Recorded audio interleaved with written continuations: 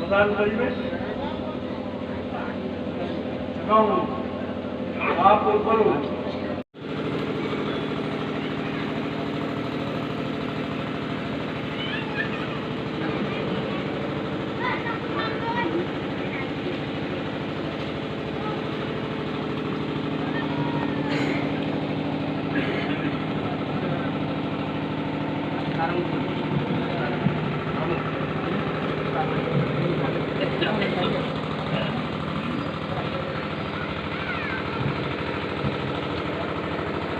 पुरोहितं यज्ञस्य देवऋतेजं होतारं रत्नधातमम्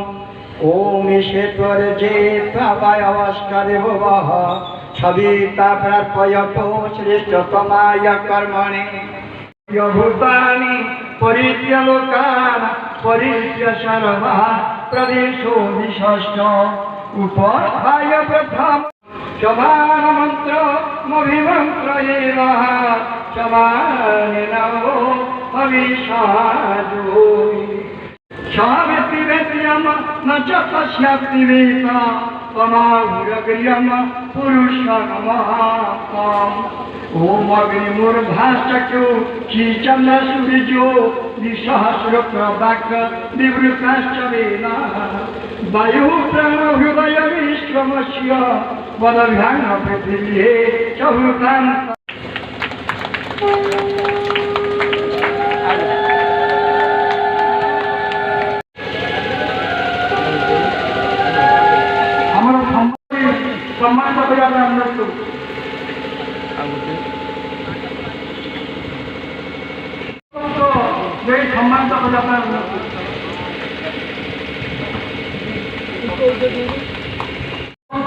सम्मान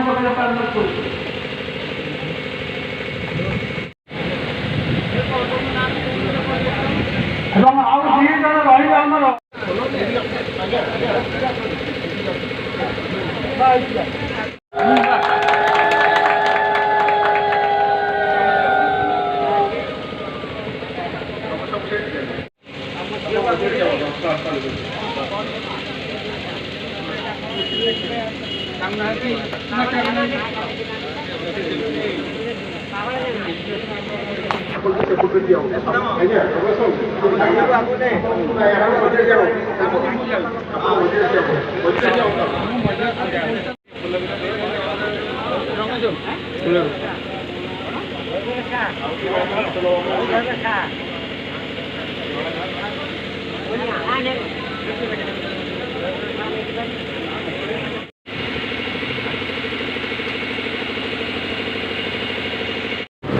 पूज्य पूजार संक्रांत आज गोटे अनुशोचना आसी बयसर अपराह आज गोटे एकजुट मनोभाव नहीं मरेगा वरिष्ठ नागरिक मंच वरिष्ठ नागरिक संघ आज गोटे समभावना मन में गोटे उद्वेग नहीं एकाठी होती किसी वरिष्ठ नागरिक भाव आदान प्रदान करेंगे आज समस्ते एकाठी होती निज भितर सुख दुख आवर्धन करेंगे परिणत बयस जो कर्षण नामक शब्दटी से शरीर भितर पशि जा कर्षणटा कौन पर केतल आसूँ तार से पकड़े आपको आज बरेगानी वरिष्ठ नागरिक संघ तरफ गोटे संगमर सभा कराई तो कौन कहे से विषय ये सभार मुख्य उद्देश्य हूँ ଯେଉଁ ଲୋକମାନଙ୍କୁ ବରିଷ୍ଠ ନାଗରିକମାନଙ୍କୁ ଏକତ୍ର କରିବା ପାଇଁ ଯୋଜନା କରାଯାଇଛି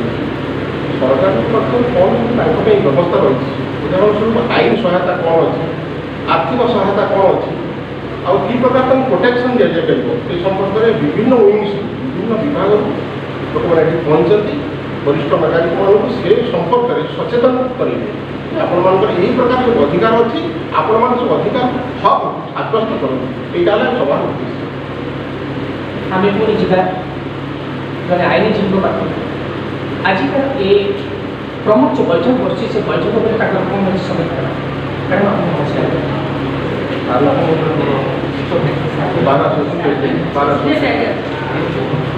ମାନେ ପୂଜ୍ୟ ପୂଜାର ଗୋଟେ ସମ୍ମାନ କାର୍ଯ୍ୟକ୍ରମ ଆଜି ମରେଇଲାଣି ଯେଉଁଥିରେ କି ଏକାଠି ହେଇଛନ୍ତି ଏ ଅଞ୍ଚଳର ପାଖାପାଖି 12ଟି ଗାଁ ଅନେକ ବୃଦ୍ଧ ଅନେକ ସମସ୍ୟା ଅଛି ସେମାନଙ୍କ ଭିତରେ ସରକାରଙ୍କର ମୌଳିକ ସୁବିଧା ତାଙ୍କ ପାଖରେ ପହଞ୍ଚିକି ନାହିଁ ତାରି ଉପରେ ଆଜି ତର୍ଜମା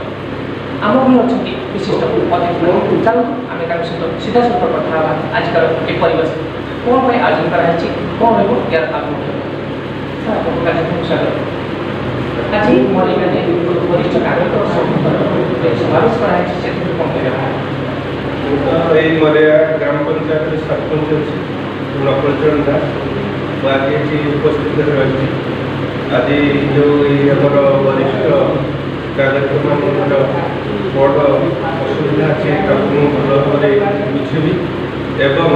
ସରକାରଙ୍କ ଯୋଜନା ଯାହା ଅଛି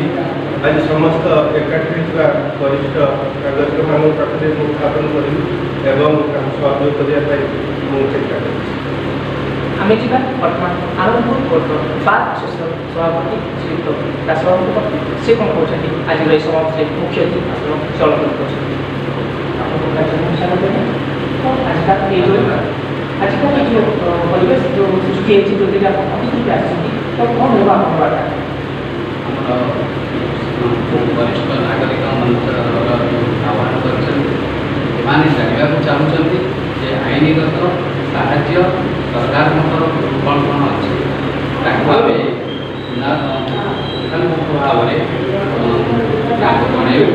ଏବଂ ତାଙ୍କ କେମିତି ତାଙ୍କୁ ସେ କାର୍ଯ୍ୟକାରୀ ହେବ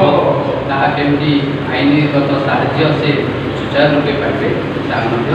ଆମେ ଠିକ୍ ଭାବରେ ଆମେ କାର୍ଯ୍ୟକାରୀ କରି ତାଙ୍କୁ ବୁଝିଲା ଭଳିଆ ଉଦ୍ବୋଧ ହେଲା ଭଳିଆ ତାଙ୍କୁ ଜଣାଇବୁ ଧନ୍ୟବାଦ ଆମେ ପୁଣି ଯିବା ଆଉ ଜଣେ ମହିଳା ଆଜି ଆସିଛନ୍ତି ସେ ବି ତାଙ୍କର କିଛି ବାଟ ମ୍ୟାଡ଼ାମ୍ ଆପଣଙ୍କୁ ନମସ୍କାର ତ ଆଜିକାଲି ଏ କାର୍ଯ୍ୟକ୍ରମ ଆପଣ ନିର୍ଦ୍ଦିଷ୍ଟ ଆସିଛନ୍ତି ତ କ'ଣ କହିବେ ଏ ପରିଣତ ବୟସରେ ଯେଉଁ ବୃଦ୍ଧମାନଙ୍କ ପାଇଁ କ'ଣ ରହିଛି ସରକାରୀ ସୁବିଧା ତା ଭିତରେ ସଫଳ ଦେଖନ୍ତୁ ସରକାର ତ ସୁବିଧା ବହୁତ ପ୍ରକାର କରୁଛନ୍ତି ବିଭିନ୍ନ ପ୍ରକାର ଫର୍ମ ପଲିସି କେମିତି ଇଣ୍ଟିଗ୍ରେଟ୍ ହେବ ସେଇଟା ଆମେ ଦେଖିବା ଦରକାର ତା ସହିତ ସୋସିଆଲ ରିଫର୍ମ ଦରକାର ସୋସାଇଟି ବିଭିନ୍ନ ସୋସାଇଟି ଆସିବ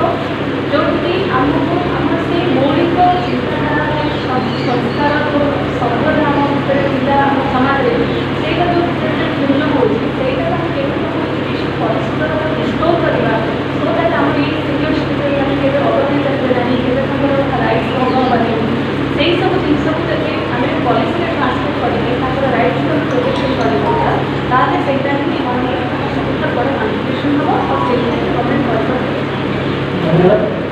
ଆପଣ ଦେଖନ୍ତୁ ଆଜ୍ଞା ଗଛଟିଏ ବୁଢ଼ା ହେଇଯାଏ ଫଳ ହୁଏତ ନ ଦେଇପାରେ କିନ୍ତୁ ତା ଶାଖା ପ୍ରଶାଖରୁ ଛାଇ ଆଉ ପବନ ଟିକେ ତ ନିଶ୍ଚୟ ପାଇବା ତ ସେଇଭଳି ପରିଣତ ପରିସ୍ଥିତି ଥିବା ଆମର ପୂଜ୍ୟ ପୂଜାର ପରମ୍ପରା ଯେଉଁମାନେ ସବୁ ଅଛନ୍ତି ଆମକୁ ଉଦ୍ବୋଧନ ଦେବା ପାଇଁ ଦିଗ୍ଦର୍ଶନ ଦେବା ପାଇଁ ସେଇଭଳି ଜଣେ ମହାନ ବ୍ୟକ୍ତିତ୍ୱ ଆମ ମନରେ ଅଛନ୍ତି ଚାଲନ୍ତୁ ତାଙ୍କ କିଛି କଥା ସେ ଆପଣଙ୍କ କାର୍ଯ୍ୟକ୍ରମକୁ ସ୍ୱାଗତ ମୁଁ ଯୋଗାଚାର୍ଯ୍ୟ ଭାଇଙ୍କର ଆଜି ବରିଷ୍ଠ ନାଗରିକ ମଞ୍ଚର ଆହ୍ୱାନ କରିବା ପାଇଁ ଆସିଛି ସରକାରଙ୍କର ଯେତେ ପ୍ରକାର ସୁବିଧା ସୁଯୋଗ ଅଛି ଲୋକମାନଙ୍କ ପାଇଁ ବନ୍ୟା ଥିଲାବେଳେ ଆଉ ଦୁଇଟି କଥା ମିଳିଯାଇଥାନ୍ତି ଯେଉଁଟାକି ଯୋଗ କାରଣ ଭାରତ ଯୋଗୀ ମାନେ ବିଶେଷ ଦେଶ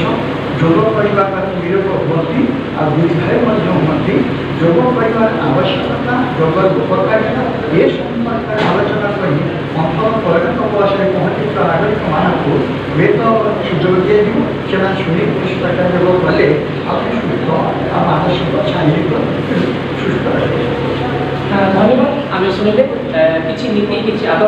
आजिकार युवपीढ़ी जो अवहेलित कर निजर पितामाता को अवहेलित कर परिणत वयस से किसी बार्ता भी रखिए आम पाखे अच्छा गोटे आश्रम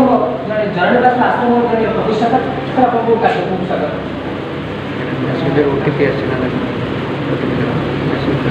आजिकार ये उद्बोधन सभा आप कौन कहना चाहिए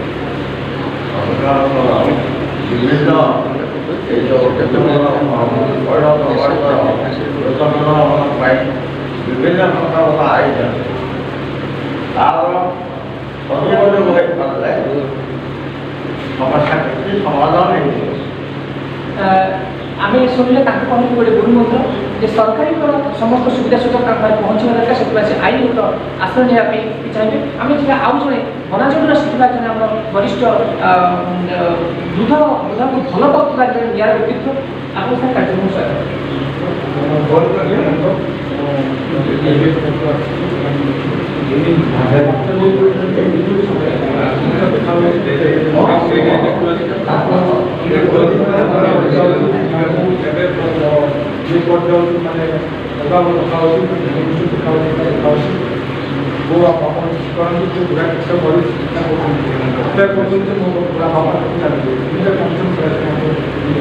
दुखर कथा चिंता करुच्ची मो बापा के चली ये धूम्य मानसिकता के दूर जो जो बापा माँ पाखु आम जन्म नहीं आज एत बड़ प्रतिष्ठा सुनाम अर्जन कर समाज में से बापा माँ आज एक प्रकार धूम्य मानसिकता अच्छी जे आम बापा माँ आम बोझ हो जाती से केवे ए दुनिया जीवे चलतु आम आउ जो वरिष्ठ साहित्यिक अच्छा सोसाइटी काम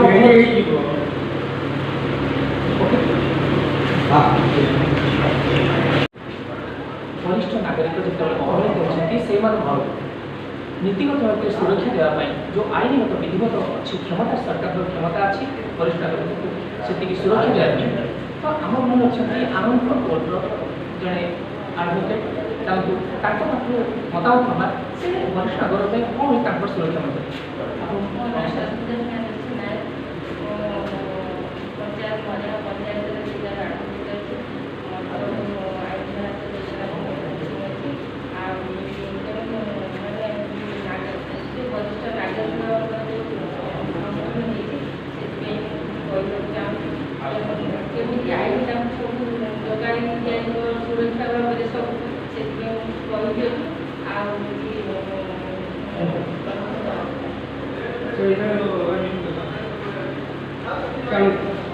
Chào